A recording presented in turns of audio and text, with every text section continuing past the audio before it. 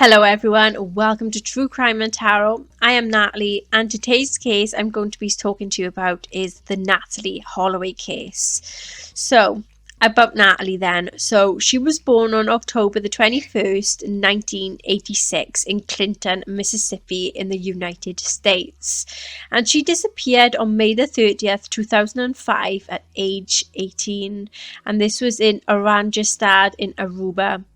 She's been missing over 17 years and she was declared legally dead on January the 12th, 2012 at age 25.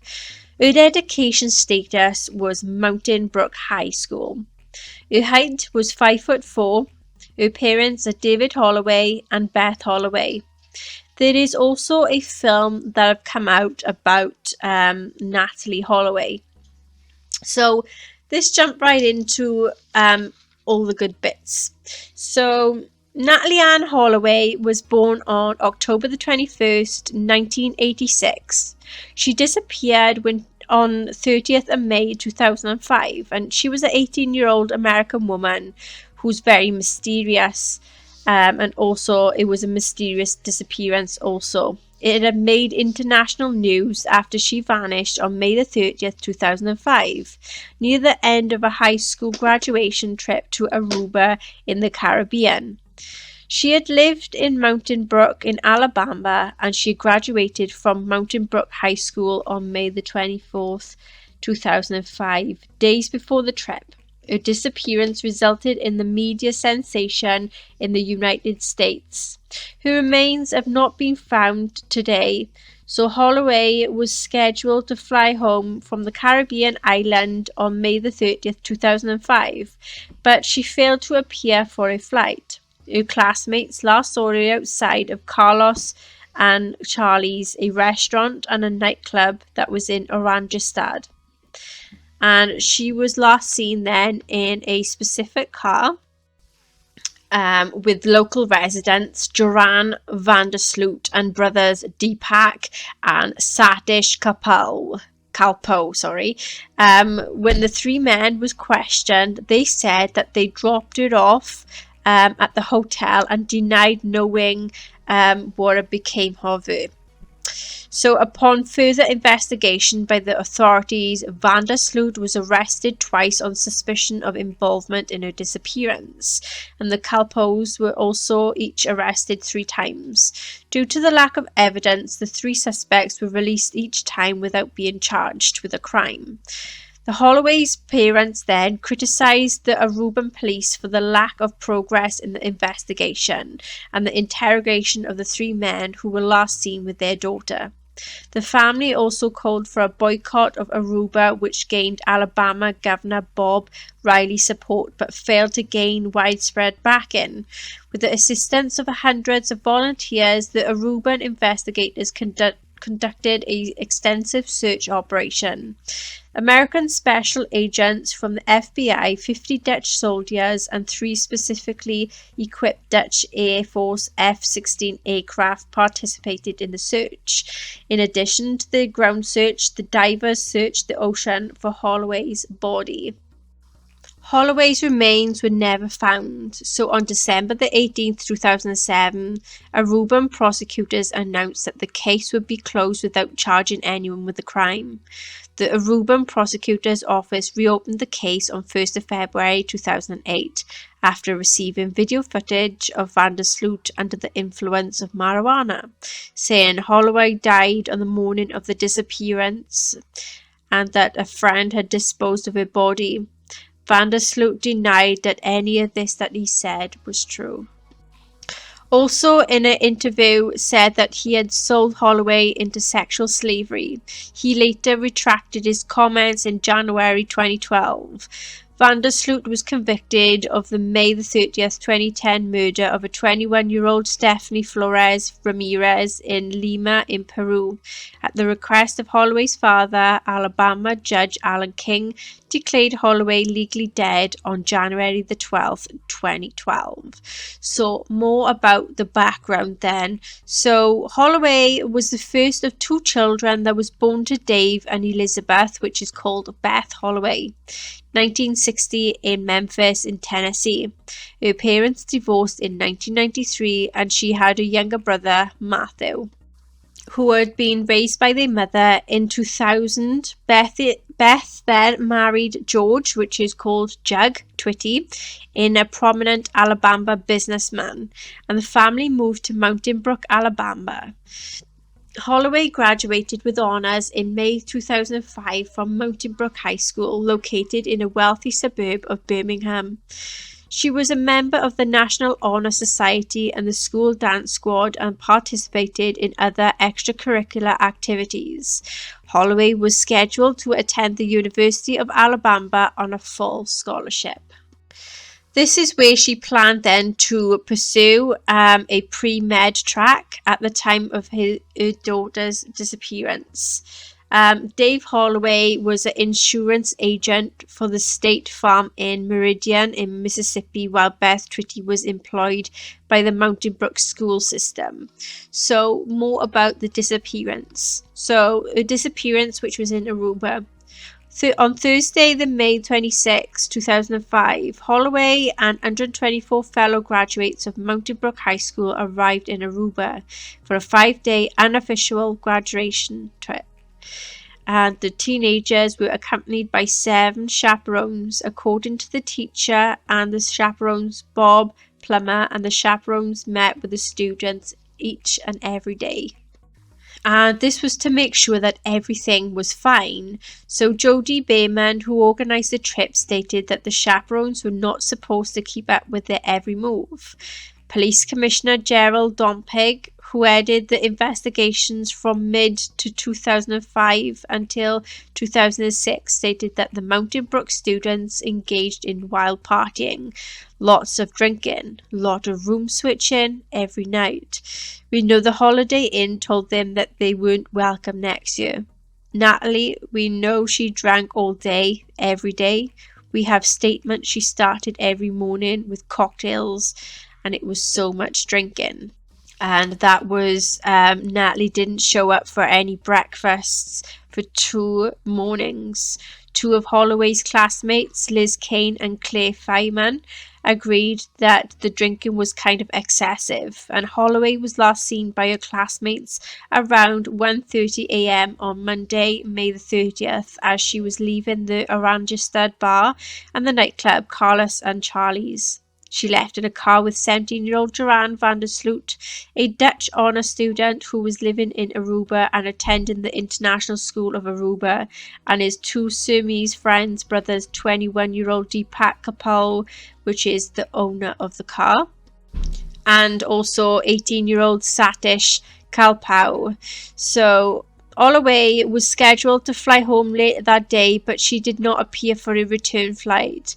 Her packed luggage and her passport were found in her Holiday Inn room.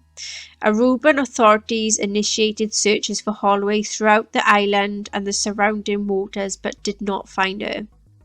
The early investigation immediately following Holloway's missed flight, her mother and stepfather flew with friends to Aruba by a private jet. Within 4 hours of landing on the island, the Twitties had presented the Aruban police with the name and address of van der Sloot, who was the person with whom Holloway left the nightclub with. Beth stated that van der Sloot's full name was given to her by the night manager at the Holiday Inn, who supposedly recognised him on videotape. The Twitties and their friends went to van der Sloot's home with 2 Aruban policemen to look for Holloway. Van der Sloot initially denied knowing Holloway's name, but then told a story that corroborated by Deepak, who was present in the house. Van der Sloot related that they drove Holloway to the Californian lighthouse area of Arashi Beach. Because she wanted to see sharks, they later dropped Holloway off at her hotel at around 2 a.m. According to Van der Sloot, Holloway fell down as she exited the car but refused his help. He stated that she and he and Kapil were driving away. Holloway was approached by a dark man in a black shirt, similar to those worn by a security guard. The search and rescue efforts for Holloway began immediately. Hundreds of volunteers from Aruba and the United States joined in the efforts during the first days of the search. The Aruban government gave thousands of civil servants the day off to participate in the rescue effort. 50 Dutch Marines conducted an extensive search of the shoreline. Aruban banks raised $20,000 and provided other support to aid volunteer search teams. Beth Tritty was provided with housing initially at the Holiday Inn, where she coincidentally stayed in the same room as her daughter had occupied. She subsequently stayed at the presidential suite of the nearby Wyndham Hotel. Reports indicated that Holloway did not appear on any nighttime surveillance camera footage of the hotel lobby. However, Tritty has made varying statements as to whether the cameras were operational that night. According to an April 19, 2006 statement made by Tritty, the video cameras at the Holiday Inn were not functioning the night Holloway vanished. Tritty has made other statements indicating that they were not working, and has stated so in her book. Police Commissioner Jan van der Straten, the initial head of the investigation until his 2005 retirement, said that Holloway did not have to go through the lobby to return to her room. The search for physical evidence was extensive and subject to occasional false leads. For example, a possible blood sample taken from Deepak Kalpaw's car was tested but determined not to be blood. American law enforcement cooperated substantially with the Aruban authorities. Another State Department official indicated substantial resources are being applied to this as the Aruba officials continue to ask for more.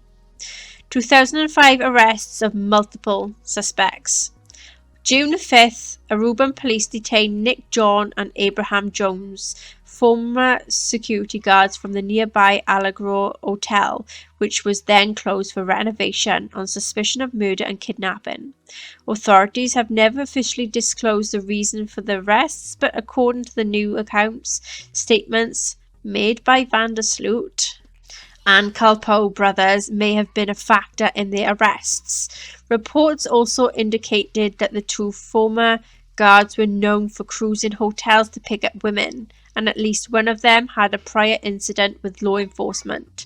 John and Jones were released on June 13th without being charged. On June 9th, Van der Sloot and the Kalpow brothers were arrested on suspicion of the kidnapping and the murder of Holloway. Aruban laws had allowed for the investigators to make an arrest based on serious suspicion in order to continue holding the suspect in custody. An increasing evidential burden must be met at periodic reviews. According to Don Pig, the focus of the investigation centered on these three suspects from the get-go. Don Pig stated that the close observation of the three men began 3 days after Holloway was reported missing, and the investigation included surveillance, telephone, wiretaps, even monitoring of all the emails. Don Pig indicated that pressure from Holloway's family caused the police to prematurely stop their surveillance and detain three suspects. As the investigation continued, David Cruz, spokesman for the Aruban Minister of the Justice, falsely indicated on June 11th that Holloway was dead and that authorities knew the location of her body. Cruz later retracted the statement, saying he was a victim of the misinformation campaign. That evening, Don Pig alleged to the Associated Press that one of the detained young men admitted something bad had happened to Holloway after the suspects took her to the beach, and that the suspect was leading police to the scene. The next morning, the prosecution spokeswoman Vivian van der Buysen refused to confirm or deny the allegation, simply stating that the investigation was at a very crucial, very important moment. On June 17th, a sixth person, later identified as disc jockey Steve Gregory Cross, was also arrested. Van der Straten told the media that Cross was detained based on some certain information from one of the other three detainees. On June the 22nd, Aruban police detained Van der Sloot's father, Paulus van der Sloot, for questioning. He was arrested that same day. Both Paulus and Cross was ordered to be released on June the 26th. During this period, the suspects who had been detained changed their stories, and all three indicated that Vandersloot and Holloway were dropped off at the Marriott Hotel Beach near the fishermen's huts. Vandersloot stated that he did not harm Holloway, but just left her on the beach. According to Satish Kapal's attorney, David Koch, Vandersloot called Deepak Kalpoe to tell the latter that he was walking home and sent him a text message 40 minutes later. At some time during the interrogation, Vandersloot detailed a third account that he was dropped off at a home and Holloway was driven off by the Kalpoe brothers. Dompig discounted the story, stating this latest story came when Vandersloot saw the other guys.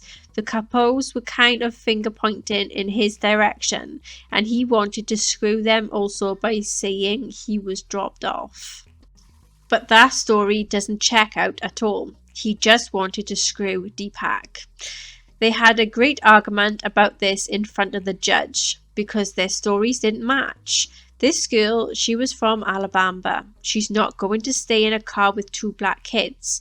We believe that the second story, that they were dropped off by the Marriott following hearings before a judge. The Kalpoe brothers were released on Monday, July the 4th, but Vandersloot was detained for an additional 60 days.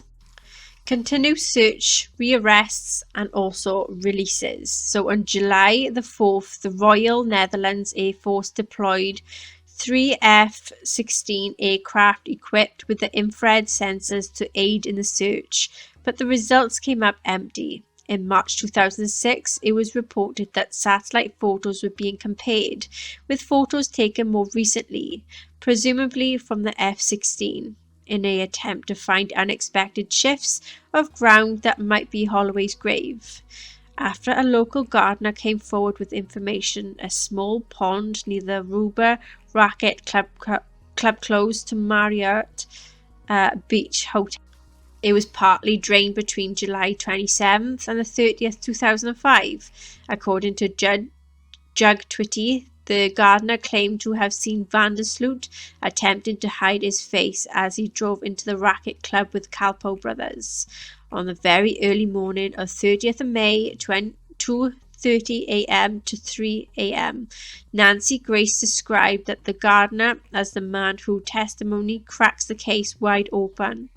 Another person, the jogger, claimed to have seen men burying a blonde-haired woman in a landfill during afternoon of May the 30th.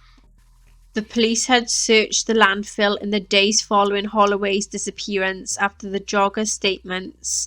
The landfill was searched 3 more times. The FBI used cadaver dogs to assist in the recovery operation.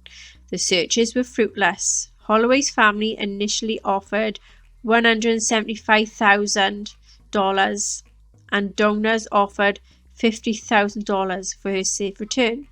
2 months after her disappearance, the reward was increased from $200,000 to $1 million, with $100,000 reward for information leading to the location of her remains. In August 2005, the reward for information leading to Natalee's corpse was increased from $100,000 to $250,000. The FBI announced that Aruban authorities had provided its agency with documents, suspects, interviews, and other evidence. Investigators found a piece of duct tape with strands of blonde hair attached to it. Samples were tested at a Dutch lab. A group from the Aruban Police and Prosecutor's Office then traveled to the FBI Central Laboratory in Quantico in Virginia to consult with American investigators. The hair samples were then tested for the second time. The FBI announced that they did not belong to Natalee Holloway. The Kalpoe brothers were rearrested on August 26 along with another new suspect, 21-year-old Freddie Arambatis. Freddie's lawyer said that his client was suspected of taking photos of underage girls and having inappropriate physical contact with the same girl. The incident allegedly occurred before Holloway's disappearance. Freddie's friends Vandersloot and Kalpoe brothers were supposedly involved in the incident. Vandersloot's mother, Anita Vandersloot, stated, "It's a desperate attempt to get the boys to talk. But there is just nothing to talk about," she says. While no public explanation was then made for the Kalpoe rearrests, Don Pig then later said that it was an unsuccessful attempt to pressure the brothers into confessing. On September the 3rd, the 4 detained suspects were released by a judge despite the attempts of the prosecution to keep them in custody. The suspects were released on the condition that they remain available to police. On September the 14th, all restrictions on them were removed by the combined appealed courts of the Netherlands, Antilles and Aruba. In the months following his release, Vandersloot gave several interviews that explained his version of events. The most notable interview was broadcast on Fox News over 3 nights in March 2006. During the interview, Vandersloot indicated that Holloway wanted to have sex with him, but he did not want to because he didn't have a condom. He stated that Holloway wanted them to stay on the beach, but that they had to go to school in the morning. According to Vandersloot, he was picked up by Satish Kalpoe at about 3 a.m. and left Holloway sitting there on the beach. In August 2005, David Koch, Kalpoe's attorney, stated that his client had gone to sleep and had not returned to drive Vandersloot home. Vandersloot stated that he was somewhat ashamed to have left a young woman alone on the beach, albeit by her own request, and related that he was not truthful at first because he was convinced that Holloway would soon turn up. In January 2006, the FBI and the Aruban authorities intervened, or in some cases re-interviewed several of Holloway's classmates in the Alabama.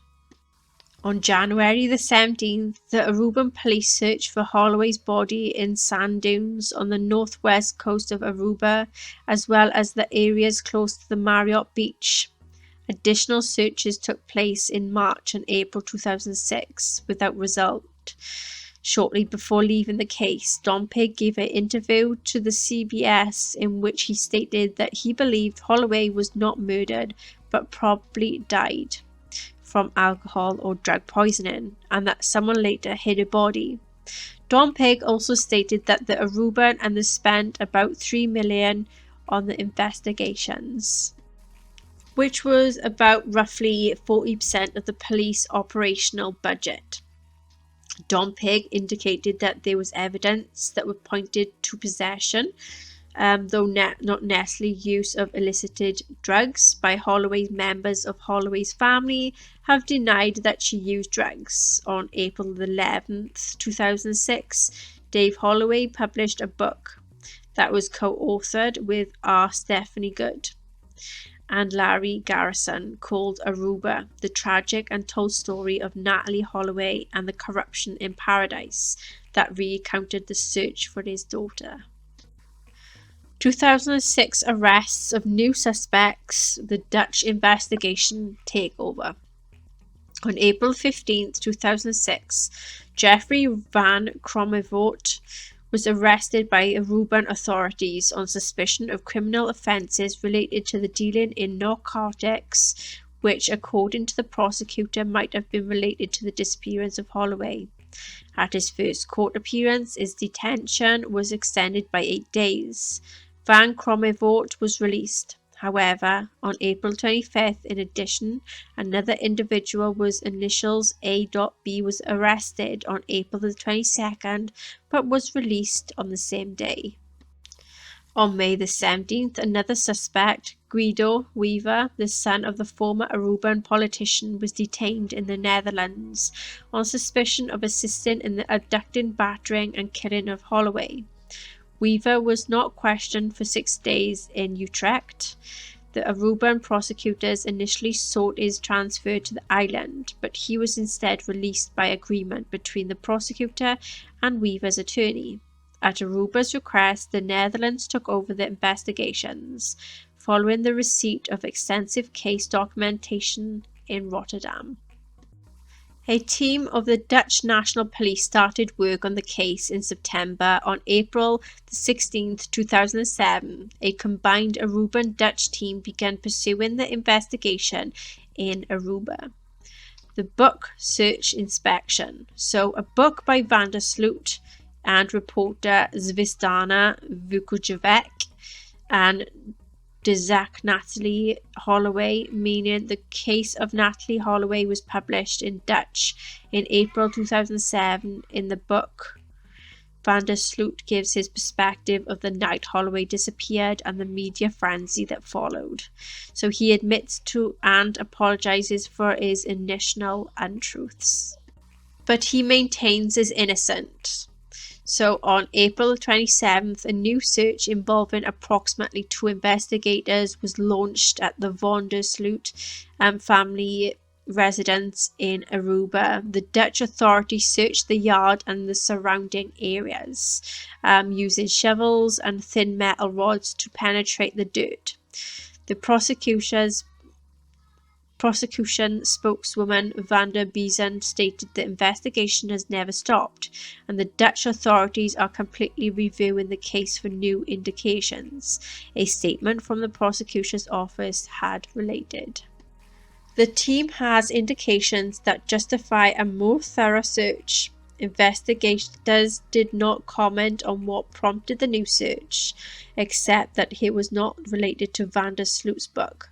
According to Paulus Van der Sloot, nothing suspicious was found and all that was seized were diary entries of him and his wife and his personal computer, which was subsequently returned, according to Jossie Mansour, managing editor of the Aruba's Diário newspaper. The investigators were following up upon the statements made during the early suspect interrogations regarding the communications that was between the Kalpoe brothers and Van der Sloot. He also said that investigators could be seen examining a laptop at the house. On May the 12th, the Kalpoe family residence was searched by the authorities and the 2 brothers were detained for about an hour upon objecting to the entry by the police and the Dutch investigators, but were released when the authorities had left. According to Koch, the brothers objected to the search because officials did not show them an order justifying the intrusion. So there was a statement from the Het Openbaar Ministries. The Aruban prosecutor's office indicated that the purpose of the visit was to get a better image of the place or the circumstances where an offence may have been committed and to understand the chain of events leading to the offence. 2007 rearrests and the releases. So, citing what was described as newly discovered evidence, Aruban investigators rearrested Van der Sloot and the Kalpoe brothers on November 2007 on suspicion of manslaughter and causing bodily harm that resulted in the death of Holloway. Van der Sloot was detained by Dutch authorities in the Netherlands while the Kalpoe brothers were detained in Aruba. Van der Sloot was returned to Aruba where he was incarcerated. Soon after, Dave Holloway announced a new search for his daughter that probed the sea beyond the original 330-foot depths in which earlier searches had taken place. That search involved a vessel called the Persistence and was abandoned due to lack of funds at the end of February 2008 when nothing of significance was found. On November the 30th, a judge ordered the release of the Kalpoe brothers despite the attempts by the prosecution to extend the detention for the brothers were released on the following day. Prosecution appealed that their release was just denied on December the 5th, with the court writing, notwithstanding expensive and lengthy investigations on her disappearance and on people who could be involved. The file against the suspect does not contain direct indications that Natalee passed away due to a violent crime. Van der Sloot was released without charge on December the 7th. Due to lack of evidence implicating him as well as lack of evidence that Holloway died as a result of a violent crime, the prosecutors indicated that it would not appeal. On December the 18th, prosecutor Hans Moss officially declared the case closed and that no charges would be filed due to lack of evidence. The prosecution indicated a continued interest in Vandersloot and the Kalpoe brothers, though they legally ceased to be suspects, and alleged that one of the three in a chat room message had stated that Holloway was dead. This was hotly contested by Deepak's attorney, who stated that the prosecution, in translating from Papiamento to Dutch, had misconstrued a reference to a teacher who had drowned as one of Holloway. Attorney Ronald Wicks also stated unless Moss finds a body in the bathroom of one of these kids, there is no way in hell that they can arrest them anymore. The Dutch television program. So on January 31st, 2008, Dutch crime reporter Peter R. de Vries claimed that he had solved the Holloway case. De Vries stated that he would tell all on a special television program on Dutch television on February the 3rd. On February the 1st, the Dutch media reported that Vandersloot made a confession regarding Holloway's disappearance. Later that day, Vandersloot stated that he was telling the individual what he wanted to hear and denied any involvement in the disappearance. That same day, the Aruban prosecutor's office announced the reopening of the case. The broadcast had aired on February the 3rd, 2008, and it included excerpts from footage recorded from hidden cameras and microphones in the vehicle of Patrick van der Eem, a Dutch businessman and an ex-convict who gained Vandersloot's confidence. Vandersloot was seen smoking marijuana and stating that he was with Holloway when she began convulsively shaking, then became very unresponsive. Vandersloot stated that he attempted to revive her without success. He said that he called a friend who told Vandersloot to go, and who had disposed of the body.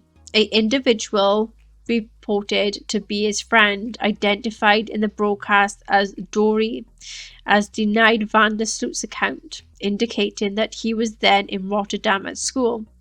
The Aruban prosecutor's office attempted to obtain an arrest warrant for Vandersloot based on the tapes. However, a judge denied the request. The prosecution appealed the denial, but the appeal failed on February 14th. The appeals court held statements on the tape that was inconsistent with the evidence that was put in the case, and were insufficient to hold Vandersloot on February the 8th. Vander had met with the Aruban investigators in the Netherlands and denied what he said on tape was true, stating that he was under the influence of marijuana at the time. Vander indicated that he still maintains that he left Holloway behind on the beach. In March 2008, news reports indicated that Vander, for years contradicting his statements on De Vries' show, that he had met Vander in 2007. And that he expected to become a millionaire through his involvement in the Holloway case, and that he knew the person who supposedly disposed of Holloway's body, and that Vander had asked him for €2,000 to buy the man's silence, according to the Dutch news service. ANP van der Eem, who then already signed a book deal, was furious after learning of the taping and threatened the interviewer who sought legal advice. Van der Eem's book, Overboard, co-written with E. Byers. It was released in Dutch on June 25th. Van der Eem was arrested on December 13th in Netherlands for allegedly hitting his girlfriend with a crowbar and engaging in risky driving behaviour while fleeing the police.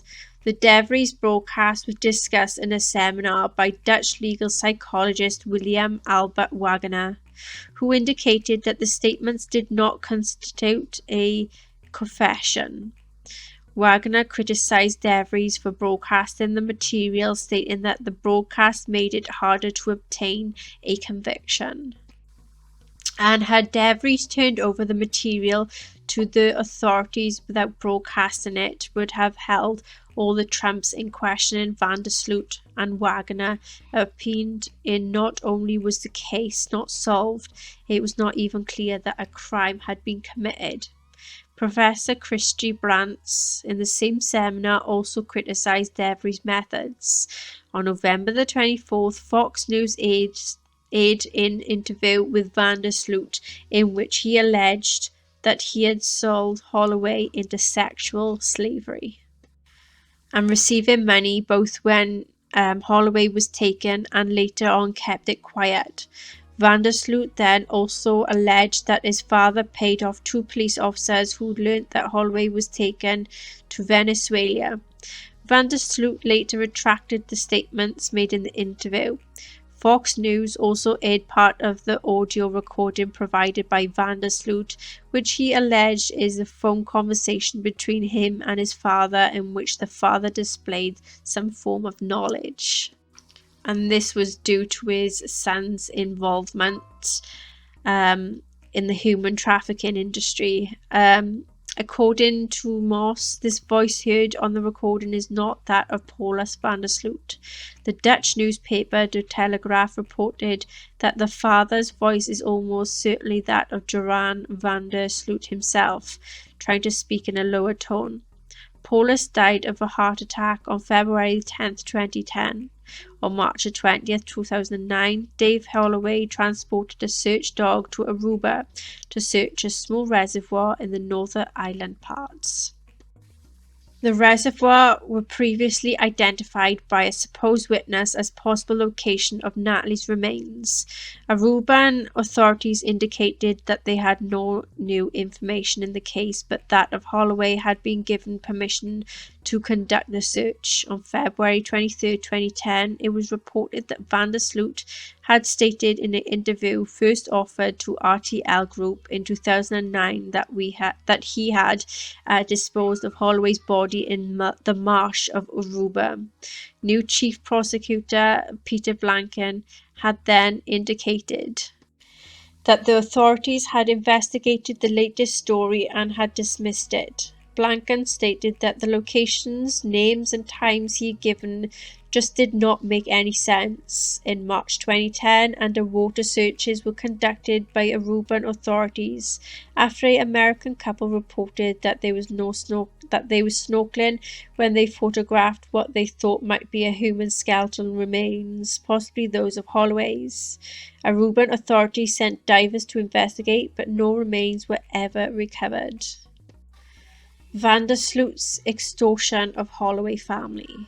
So on March 29, 2010, Vandersloot contacted John Q. Kelly, Beth Tritty's legal representative, with an offer to reveal the location of Holloway's body and the circumstances surrounding her death if he were given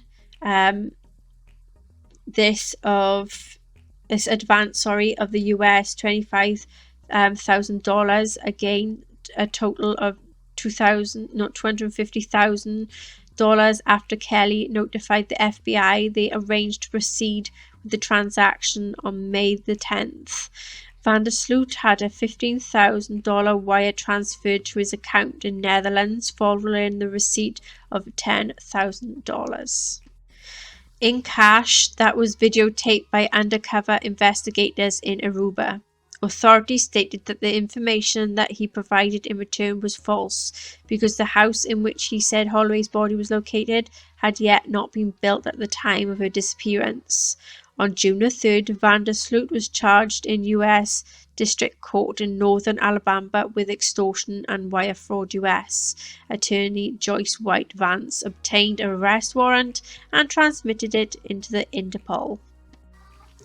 On June 30th, Vandersloot was indicted on the charges at the request of the U.S. Justice Department. Authorities conducted a June 4th raid and confiscated items from 2 homes in the Netherlands. One of the homes belonged to reporter Jaap Amse, who had previously interviewed Vandersloot and claimed knowledge of his criminal activities. Aruban investigators used misinformation gathered from the extortion case to launch a new search at the beach, but no new evidence was ever found. Dave Holloway returned to Aruba on June the 14th to pursue possible new clues. Vandersloot's murder of Stephanie Flores Ramirez in Peru. So on May the 30th, 2010, 5 years to the day after Holloway's disappearance, Stephanie Flores Ramirez, a 21-year-old business student, was reported missing in Lima in Peru, and she was found dead 3 days later in a hotel room registered in Vandersloot's name. On June the 3rd, Vandersloot was arrested in Chile on murder charge and extradited to Peru. The next day, on June 7th, Peruvian authorities said that Vandersloot confessed to killing Flores Ramirez after he lost his temper because she accessed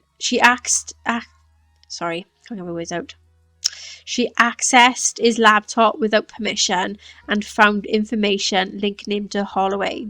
Police Chief Cesar Gardine related that Vandersloot then told Peruvian police that he knew where Holloway's body was and offered to help Aruban authorities find it.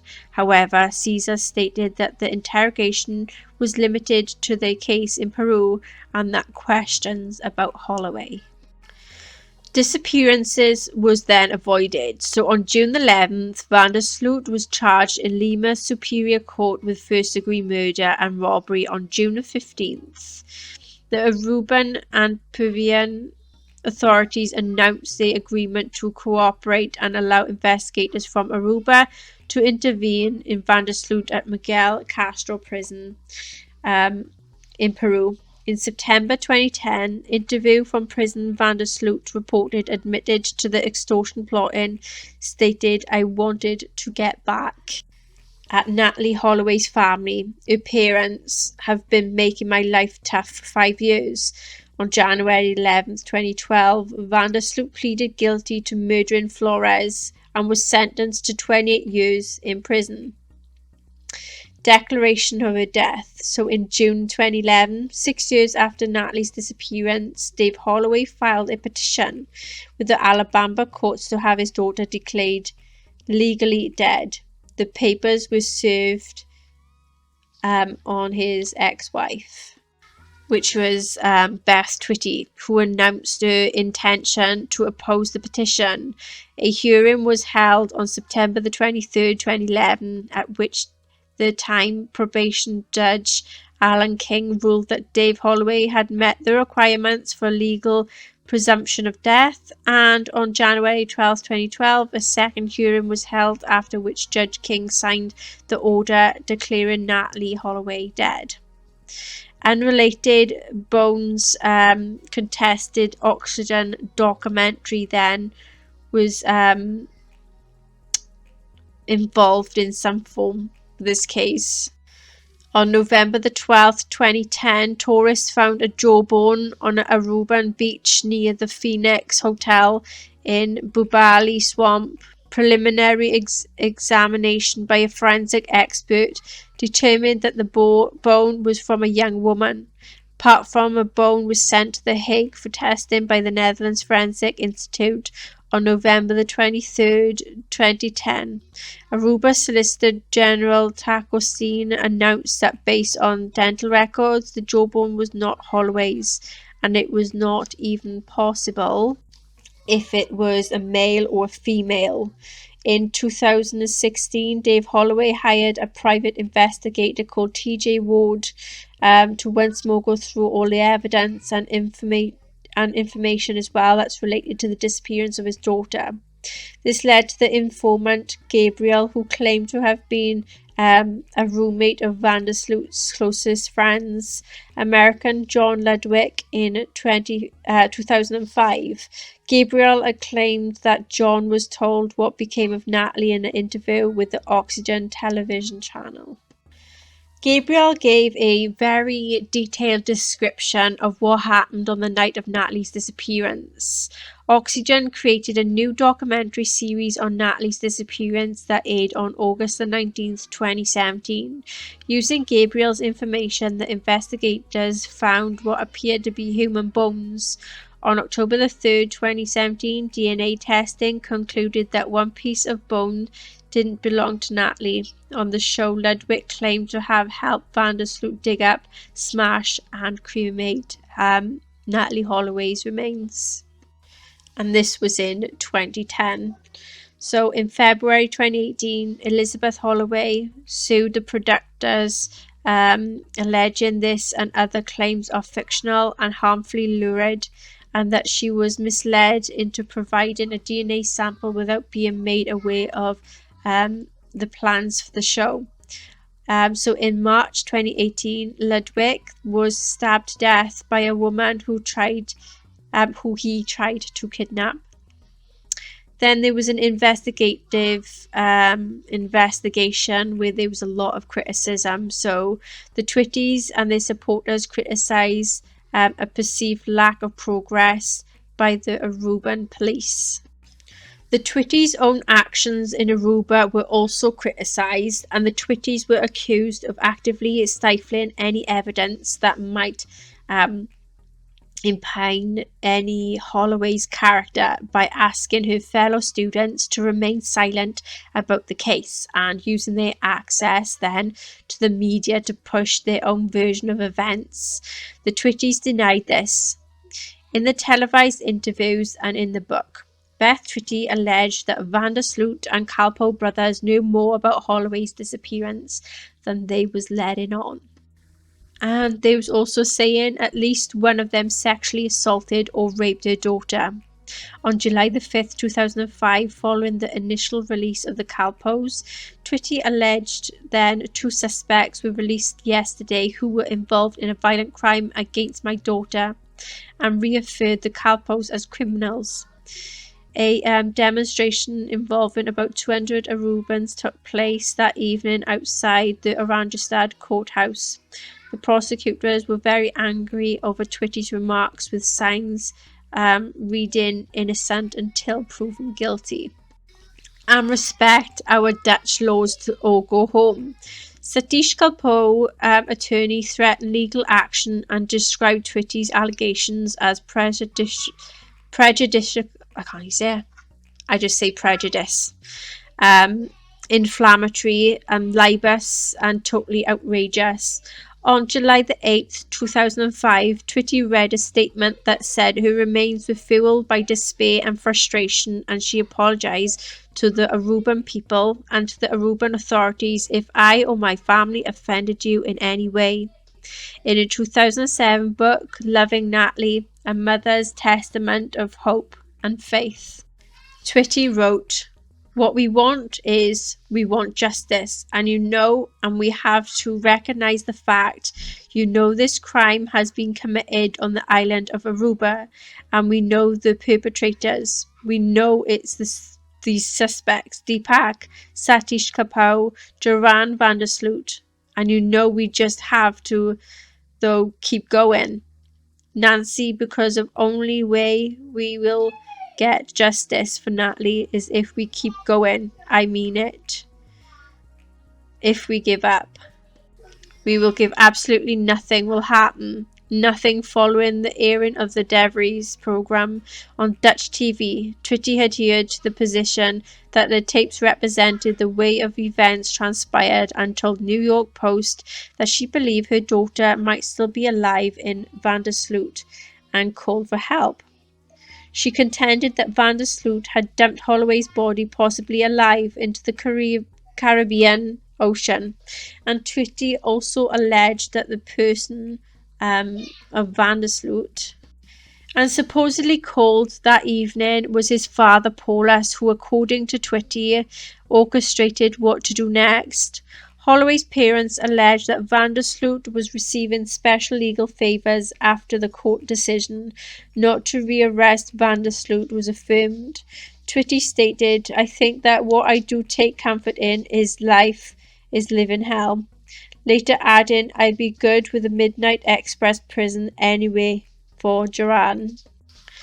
In response to her daughter's disappearance, Twitty founded the International Safe Travel Foundation, a non-profit organisation designed to inform and educate the public to help them travel more safely. As they travel internationally, in May 2010, she announced that the Natalee Holloway Resource Centre would open at the National Museum of Crime and Punishment, located in Washington, D.C. The centre opened on June the 8th to aid families of all the missing people. Holloway's family initially discouraged a travel boycott of Aruba, but this changed by September 2005. Twitty urged that people not to travel to Aruba and other Dutch territories because of what she stated were tourist safety issues. In November the 8th, 2005, New Conference Governor Bob Riley and the Holloways urged Alabamians and other boycott Aruba. Riley wrote to other United States governors seeking their support from the governors of Georgia and the Arkansas. Eventually joined in the call for the boycott. Philadelphia City Council voted to ask the Pennsylvania Governor Ed Rendell to call for boycott. Rendell did not do so, and no federal support was given.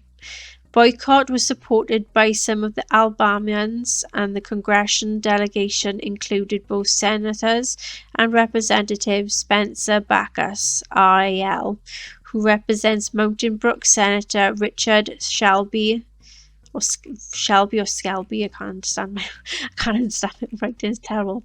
RAL voiced his support for the boycott in a specific letter.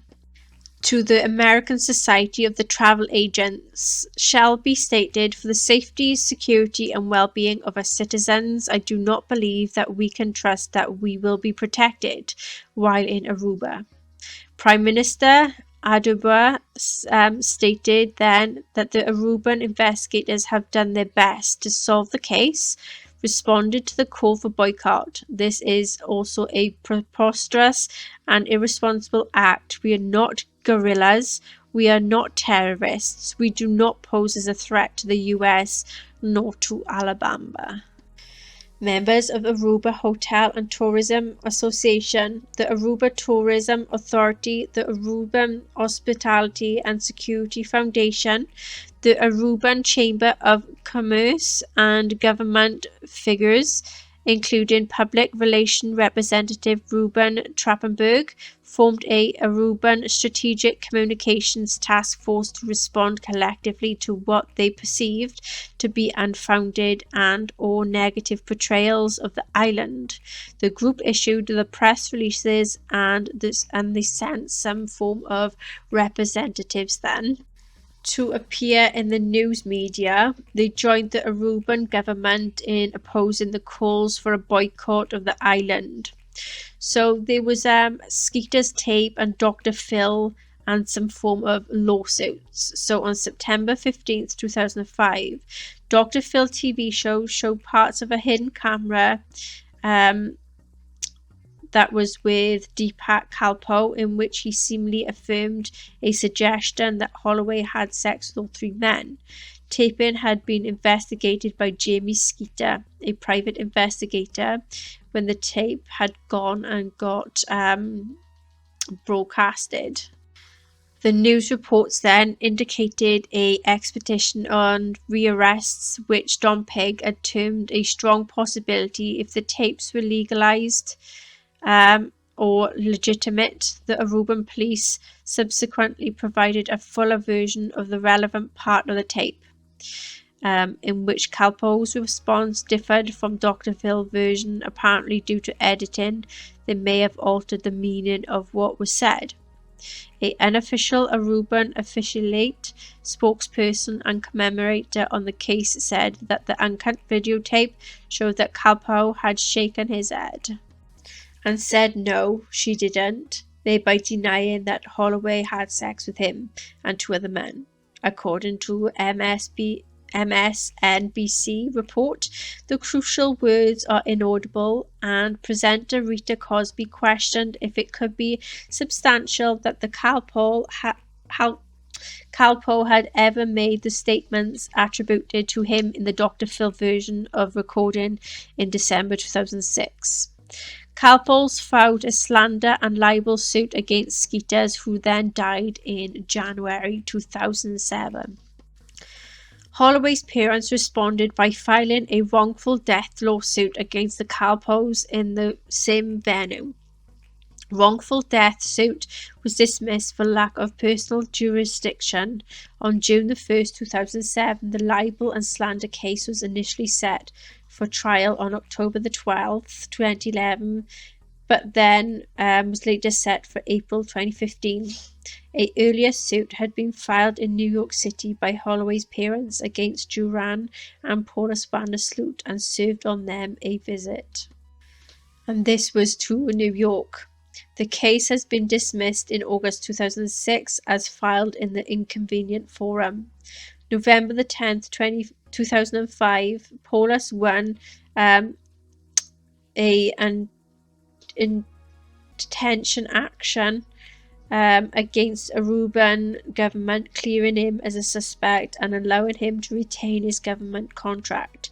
The elder Vandersloot then brought a second action seeking monetary damages for himself and his family because of his false arrest. The action was initially successful, but there was an award then of damages that was reversed on an appeal.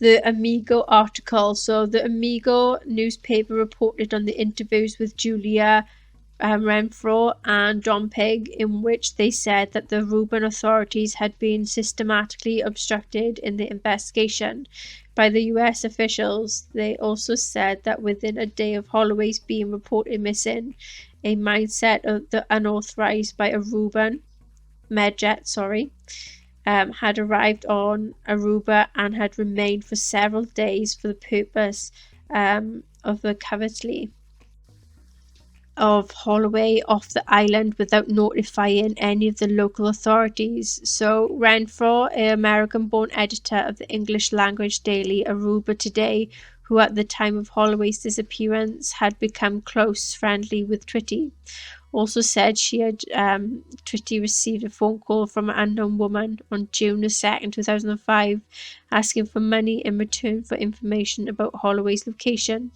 and asserting that Holloway was unwilling to return to her mother, according to the Renfro.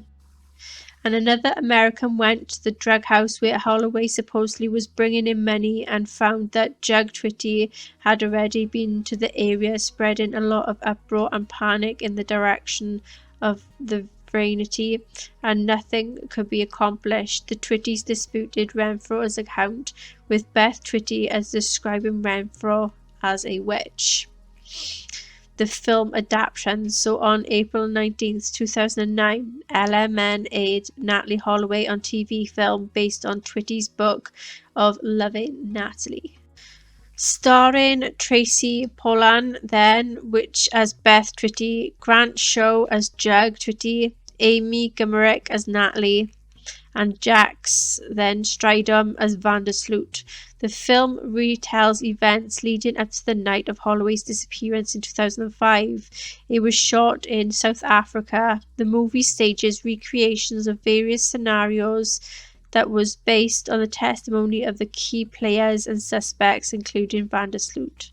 The broadcast of the film attracted 3.2 million viewers, garnering the highest TV ratings then in the network's 11 years histories. Although its set rating records for Lifetime, the movie received mixed reviews from critics.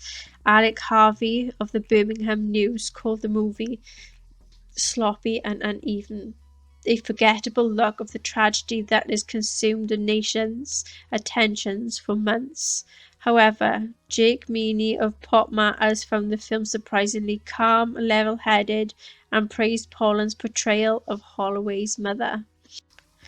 A follow-up film, Justice for Natalee Holloway, aired in mid-2011 on LMN. This film picks up in 2010 on the 5-year anniversary of Holloway's disappearance. So the TV adaptations. In an episode of The Vanished with Beth Holloway, Beth recounted the story of Natalee's disappearance, which is reenacted for the show. The media coverage. So US TV networks devoted substantial airtime to the search for Holloway, the investigation of her disappearance, and the rumors then surrounding the case. Greta Van Susteren hosted the Fox News On the Record. Nancy Grace on her eponymous headline news program were among the most prominent TV personalities to devote time to the incident. So Vanda Susteren's almost continuous coverage of the story garnered over the record its best ratings to date, while Grace's show became the cornerstone of the new Headline Prime block on the Headline News, which ran 2 episodes, a live show, and also a repeat. Every night during prime time, as the case wore on, much of the attention was given to Beth Twitty and her statements. Aruban government spokesman Ruben Trachtenberg stated that the case is under a microscope and the world is watching, and the saturation of coverage triggered a backlash among some critics who argued that such extensive media attention validated the missing white woman syndrome theory, which argues that the missing persons cases involving white women and girls receive disproportionately more attention in the media compared to cases involving white males or people with colour. The CNN ran a segment criticizing the amount of coverage their competitors gave in the story, despite what they characterized as lack of new items to report, with CNN news anchor Anderson Cooper calling the coverage downright ridiculous. And early in the case, political commentator and the columnist Ariana Huffington wrote, "If you were to get your news only from TV, you think the top issue facing our country right now is an 18-year-old girl named Natalee who went missing in Aruba. Every time one of these stories comes up, like say Michael Jackson, when it's finally over, I think, what a relief, now we can get back to real news, but we never do." In March 2008, El Diario commentated, "But if doubts persist about cases that is involving missing Latinos, there are reasons why these cases really receive the attention and the resources that we see given to others missing persons. The English language media, for example, appears to be focused on the stories of the missing white women, such as with the disappearance of Natalee Holloway in Aruba. Cases of missing Latino and African American women often remain faceless. If and when they are even covered," the CBS senior journalist Donna Walker stated that there is a lot of criticism and that it is only a story because she is pretty blonde and white, and it is criticism that journalisms are taking it to heart and looking elsewhere for other stories. But it is a big story because it is an American girl who went off on an adventure and didn't come back. It is a huge mystery. It is something people can identify with. And Good Morning America anchor Chris Cuomo was unapologetic of his program's extensive coverage of the Holloway case, stating, "I don't believe it's my role to judge what people want to watch." And basically, if they say, "I want to know what happened to this girl," I want to help them to try and find out. So Holloway's family then, however, took the opposite approach and then criticised the lessening of coverage of her disappearance due to the shift in the news priority when the Hurricane Katrina struck on August 23rd, 2005. The saturation coverage of Holloway's disappearance would ultimately be eclipsed by the hurricane. So Beth Twitty and Dave Holloway alleged that Aruba took advantage then of some extent coverage of the Hurricane Katrina to release the suspects. However, the deadline of the judicial review of Vandersloot's detention was set long before Katrina. Dave Holloway laminated his book. The Hurricane Katrina had left the door open for the boys to be sent on their way, with little publicity and few restrictions, because it took the world's focus off of Natalee, but only for a brief time. The huge amount of publicity had worn off, and during that time it became a bit quiet then for them. and Joanne and the Calpo brothers were sent home. All of the news shows then had followed our every move, only a day before had now become fixated on the next big ratings grabber. So the victims of the Hurricane Katrina. So that is the massive research I've done so far on the case, and that is what I can find so far. So this is what I decided to do. I decided to do a tarot reading on this case. So there is some specific. I just don't know what it is today. I just can't get my words out. Some questions I asked. So number 1, what happened to Natalee Holloway? 2, who was involved in the disappearance of Natalee Holloway? 3, where is Natalee Holloway? And 4, what is the final outcome to be for Natalee Holloway's case? What happened to Natalee Holloway? So we had the 8 of Pentacles. So there was some paid work and working really hard to bring a lot of determination and concentration to new things that was coming in for Natalee. Reverse 8 of Wands. There was a situation where there was a lot of needing to slow down on something and jumping from one person or jumping from one thing to another. Ace of Wands. There was something new and ideas started to flow. There was a lot of motivation and inspiration to pursue something new. She was following her heart and living her passions and listened to her gut instincts. Reverse 9 of Pentacles. There was some paid work or doing something for free. There was some much needed time to be around her family and her friends. World. She had travelled overseas to see new opportunities, and there was accomplishments and there was a celebration. Reverse 8 of Swords. There was some self-limited beliefs that made her feel trapped, and it had prevented her to move forward. Reverse Ace of Pentacles. There was an offer, an invitation or an opportunity that she felt very hesitant about. 2 Pentacles. She had been juggling her priorities and her responsibilities. There was multiple things that was being thrown her way involving trying to cope with demands. 10 of Swords. There was an ending to a situation or a involvement of the death of Natalee. Who was involved in the disappearance of Natalee Holloway? Strength card. So there was a confrontation and having a lot of determination to try and overcome something. She had also been underestimated by someone. Reverse King of Swords. So there was a male who overused his power and let his ego take over him. He used his charm to manipulate Natalee and persuaded Natalee to fulfill his needs and also punished her. He was showing off and being very smart. He took advantage of Natalee.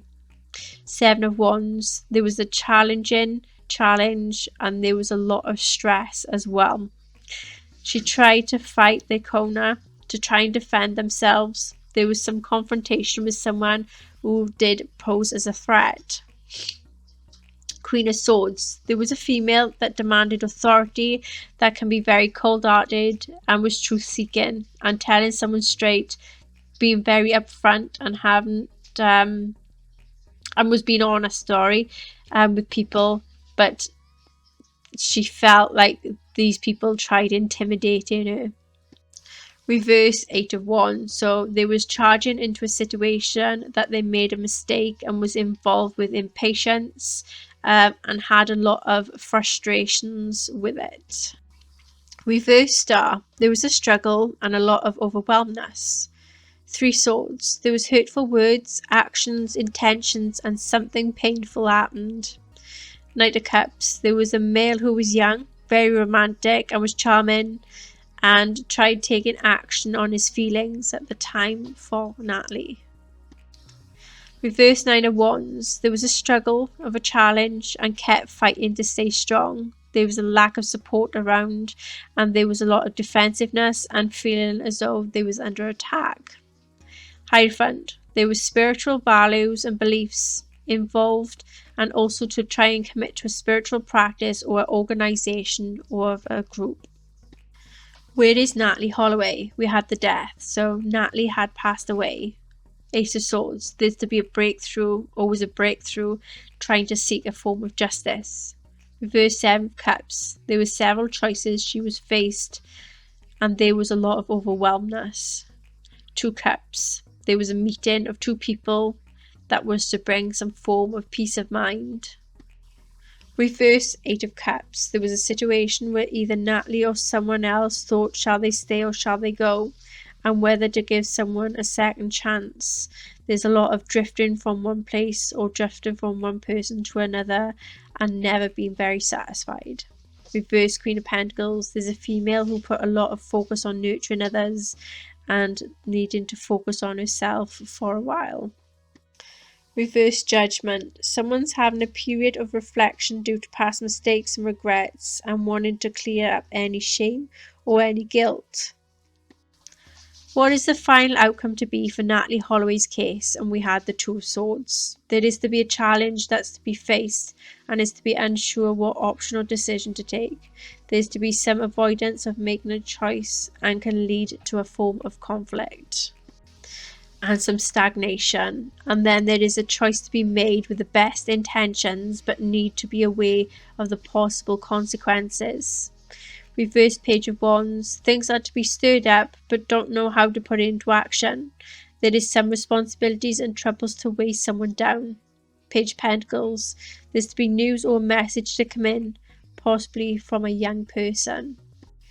Reverse Nine of Wands. There is to be a reveal of a struggle and a challenge and keep fighting for what is right and to stand strong. An involvement of paranoia and defensiveness and feeling under attack.